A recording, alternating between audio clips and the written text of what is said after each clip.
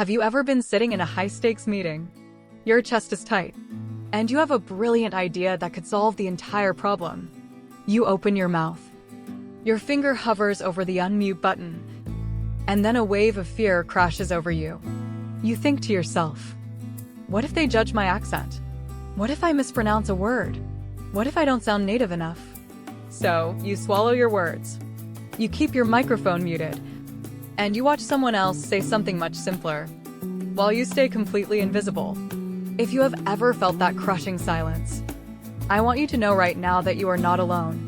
And more importantly, the thing you are hiding from is a total lie. Today, we are going to break down the biggest myth in your career, the accent trap. Why you do not need to sound like a native speaker to succeed. Let us look at the reality of the modern global workplace. For years, we have been fed this toxic idea that to be respected, we must erase where we came from.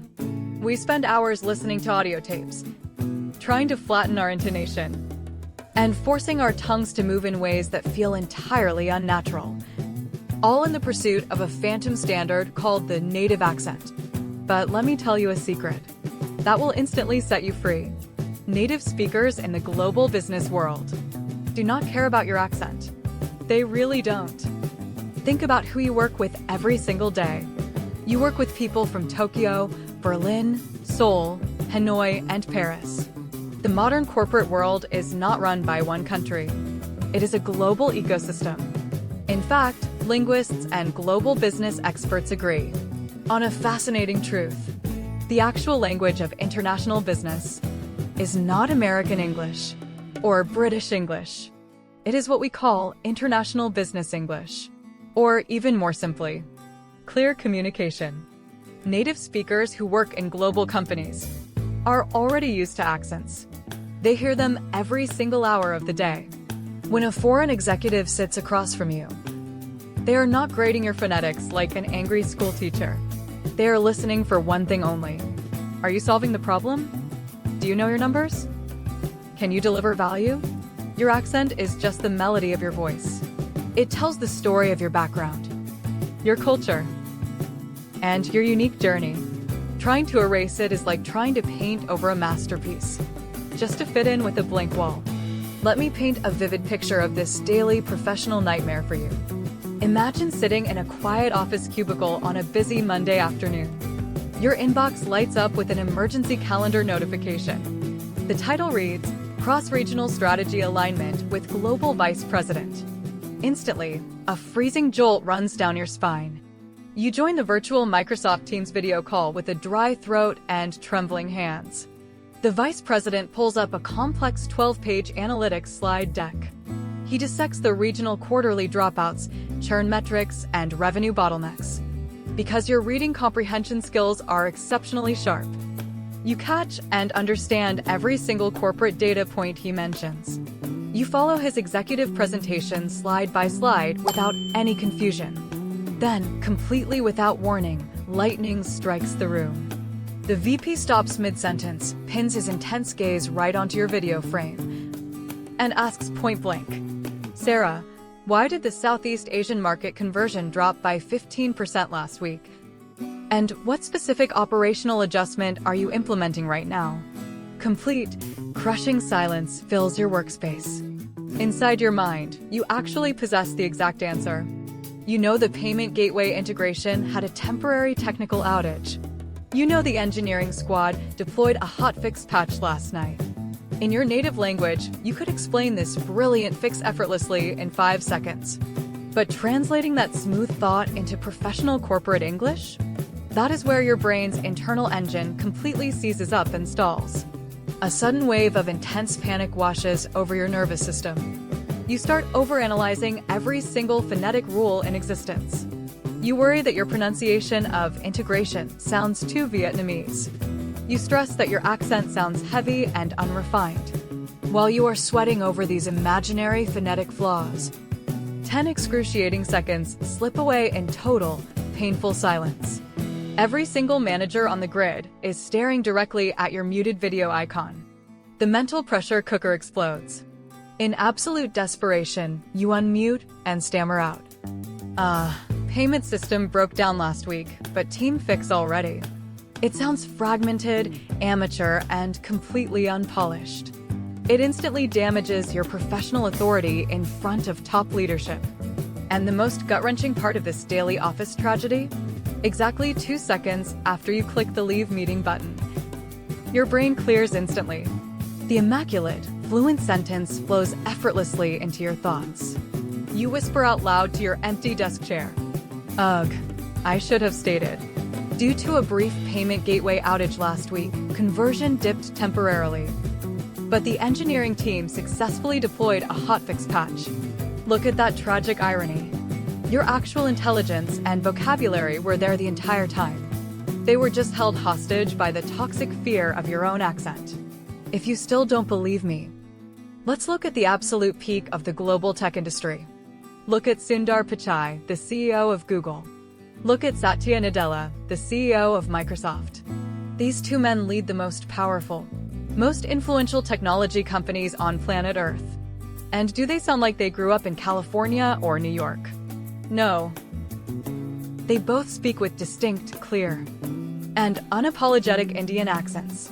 When Sundar Pichai takes the stage at Google I/O, does anyone in the audience think, "Oh, he has an accent, I shouldn't trust his software strategy"? Of course not. Why? Because they command respect through clarity, authority, and deep intelligence. Not by faking an American accent. They didn't waste 10 years trying to sound like Hollywood actors. They focused on what actually matters. Their message. When you respect your own voice, the room has no choice but to respect it too. Now, some of you might be thinking right now, wait, coach, does this mean I can just mumble, make grammar mistakes, and pronunciation doesn't matter at all? No. This brings us to the most important distinction of your communication journey: the difference between accent and pronunciation. This distinction will change your entire mindset. Your accent is your identity. It is your heritage. It is the musicality of your mother tongue living inside your second language. Never try to kill your accent. Pronunciation, on the other hand, is the mechanics of speech. Pronunciation is about whether people can physically understand the sounds coming out of your mouth. It is about ending your words clearly, stressing the right syllables, and making sure your consonant sounds don't get swallowed. Think of it like a house. Your accent is the unique interior design, the paint color, and the cultural artwork on the walls. It makes your house beautiful and unique. Pronunciation is the structural foundation, the plumbing, and the front door. If the front door is broken, people can't walk inside.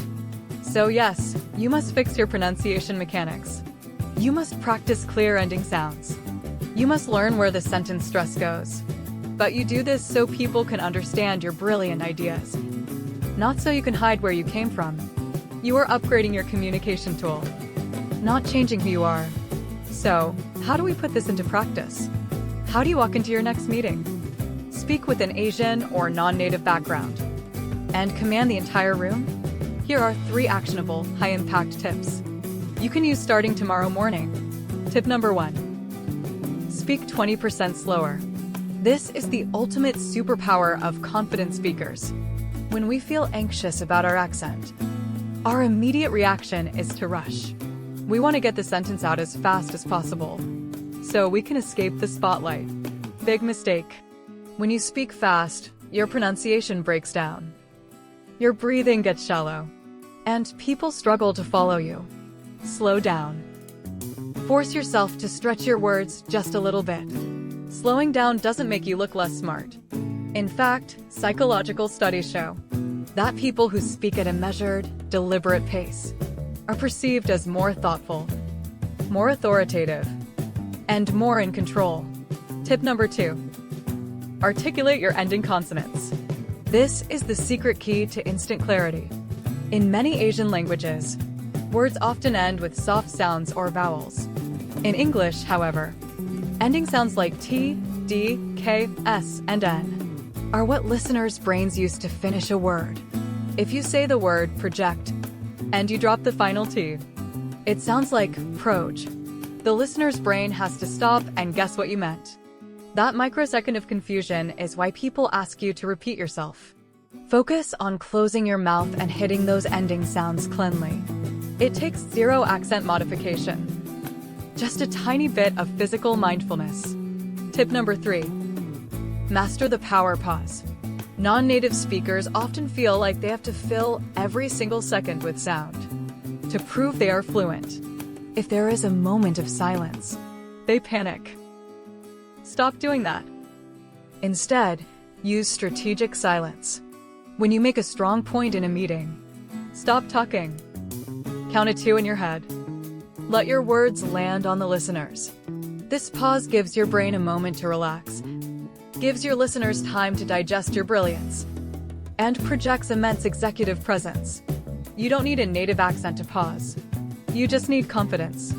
As we wrap up today, I want you to take a deep breath. Drop the heavy burden you have been carrying for years. You do not need to hide behind a fake voice. You do not need to apologize for where you started. Your voice, with all its unique history and cadence, is entirely worthy of being heard in every boardroom, on every conference call, and at the highest levels of leadership. Speaking English professionally is not a performance to trick native speakers. It is simply an exchange of value. Own your voice. Own your story. And speak with authority. If this message resonated with your heart today, hit that subscribe button right now. Turn on the notifications. And share this video with a colleague who needs to hear it. Keep growing. Keep believing in your voice. And I will see you in the next video.